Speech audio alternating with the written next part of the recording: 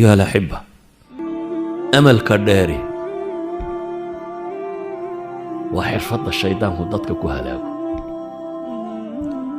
قال يا آدم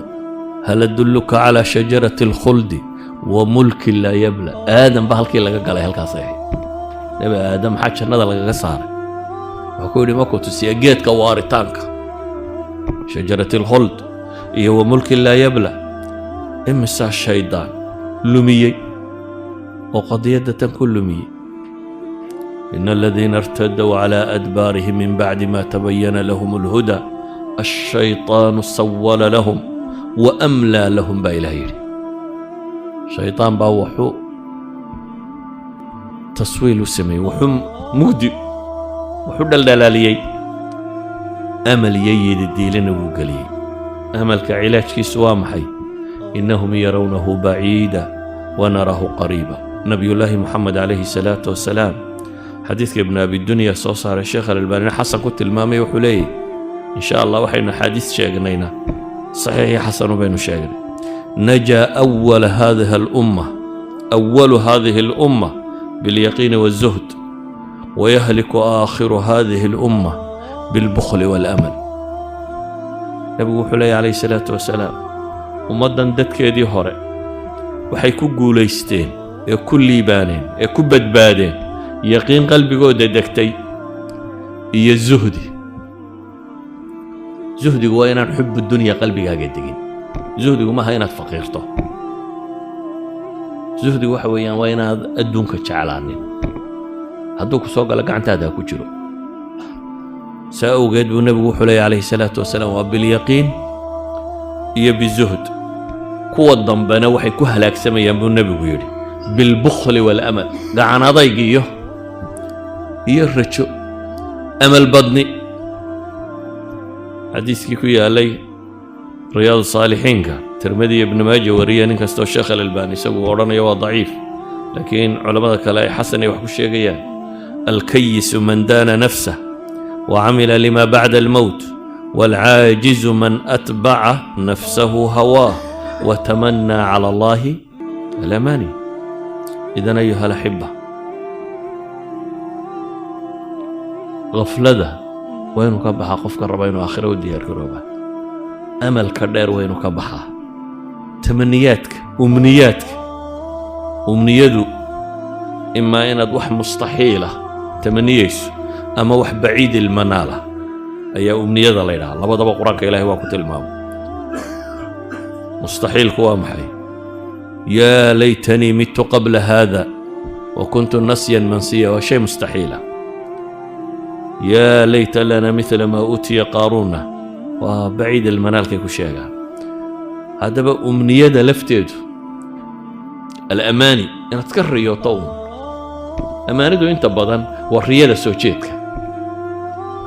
qofku markuu seexdana wuu riyoodaa day dreaming ka waxna yiraahdaan adigoo soconaya madaxaagu inta uu shaqeynaya waxba ka buuxa in badan oo kamidi waa khuraafa waa waxaan jirin in badan oo kamidi waxa laga yaabaa khayaalaadka carruurta kale inay u eegyihiin taysaani dhiclaado saani dhac waxan baad sameeyay dadalkan baad ka bixin waxa madax ku sheekeynaya qofku markuu soconayo in badan ina run maaha iyana waa farsamada shaydaanka oo shaydaan markuu ku ballan qaaday waxaan luminayaa in badan oo dadka kamid ah muxuu yiri wala udillannahum wala umanniyannahum wala amurannahum ilahina wuxuu ku gabay ya'iduhum wa yumannihim wama ya'iduhum ash-shaytanu illa ghurura wuxuu ku ballan qaaday waan lumin buu yiri oo umniya yidiiladaas iyo riyadaas aan u samayn buu leeyahay dabeetana waxyaabahaas aan fari doonaa إلهي وحينو تلمامي يكو مركو قارون حوله صوبرني قال الذين يريدون الحياة الدنيا يا ليت لنا مثل ما أوتي قارون إنه لذو حظ عظيم كوي علمي قلسي إلهي وحيد هذين وإليكم ثواب الله خير لمن آمن وعمل صالحا قلبا وحبا لقيمة له قلنا حولها سالقيمة له نكاسي وطو قلنا وحا لقيمة له محي آخر يعملك صالحا هذا أماني وحما ما ترته آخر عمل بالو ديار قروبه ليس بأمانيكم ولا أماني أهل الكتاب من يعمل سوءا يجزى به ولا يجد له من دون الله وليا ولا نصيرا ومن يعمل من الصالحات من ذكر أو أنثى وهو مؤمن فأولئك يدخلون الجنة ولا يظلمون نقيرا. إلهي وحلي أماندي نماها يتأهل كتابك من نبأ هو عمل آخر السعي شقى لو قد يرقروبه ومن أراد الآخرة وسعى لها سعيها عدي آخرة دونسة عدي أدونك دونسة وإنك سوامرني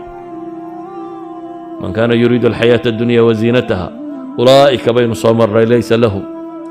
آخرين وحولهين عذاب مويان.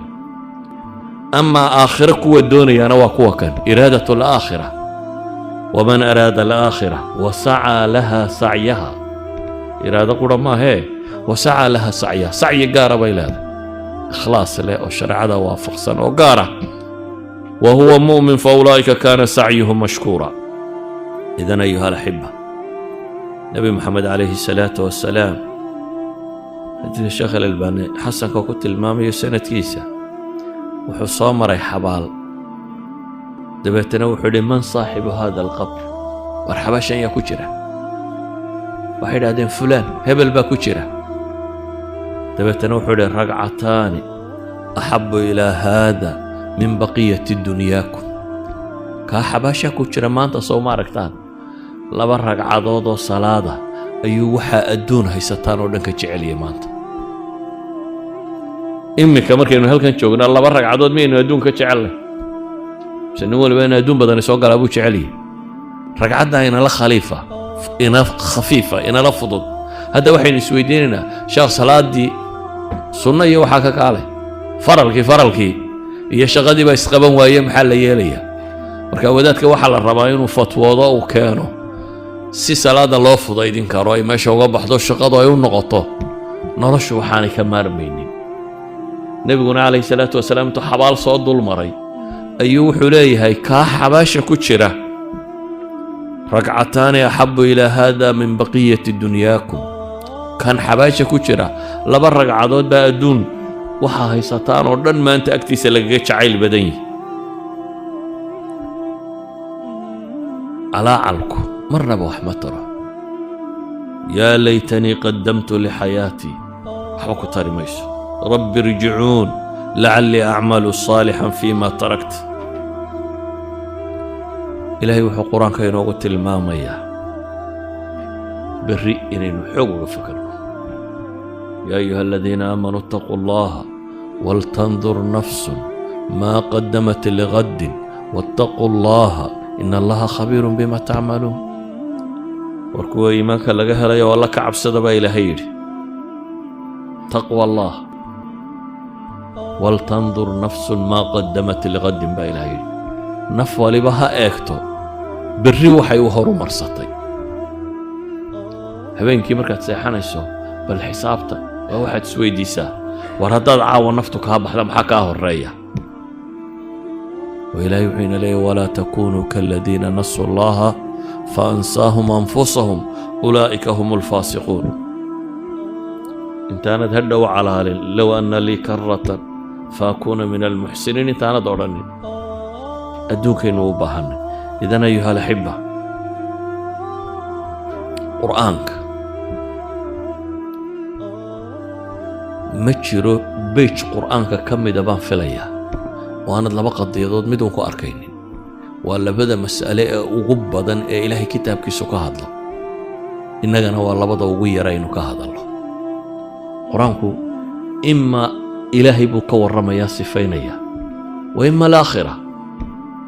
waa labada qadiyadood ee ugu badan ee ilaahay kitaabkiisaba ku yaalla. qur-aanka 604 beej uu leeyahay labada qadiyadood ee ugu tira badan uu ka warramaya ima ilaahay iyo weynidiisu ka warramaya iyo sifaadkiisa iyo cadamadiisa iyo xuskiisa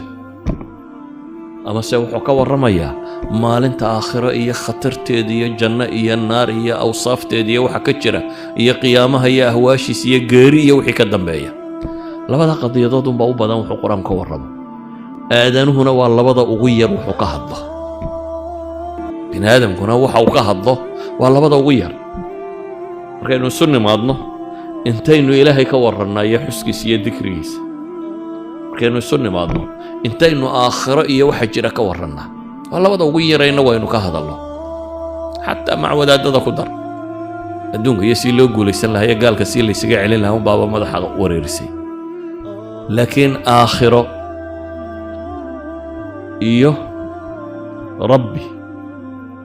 waa labada qur-aanka makiga oo inta ugu badan ay ka warramayaan waa labadii uu nebi maxamed dadka ku tarbiyeeyey waa labadii rijaalka soo saaray labadaa hadduu aadanuhu ka dhismo aakhiro wuu u diyaargaroobaya hadduu qofka bini aadamkii fahmo ilaahay iyo weynidiisa subxaanahu wa tacaala iyo xuska uu xaqa u leeyahay cadamadiisa iyo hadduu garto inuu is hortaagi doono oo uu xisaabin doono oo maalina ay jirto rabbiga aad hortegayso waad ku xisaabtamaysa waad diyaargaroobaysaa maanta qolada ardada ahi marka laydin idhaahdo usbuuca dambe waa imtixaankii maxaa yeeshaan ma seexataan ma istirahdaan insha allah waad ragaato waad gudbi doonta yani waxaad warwar baad bilowdaa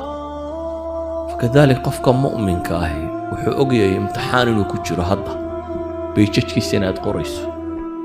waa baryo kasta waa waraaq imtixaano lagu dhiibay waa kastoo kuu barya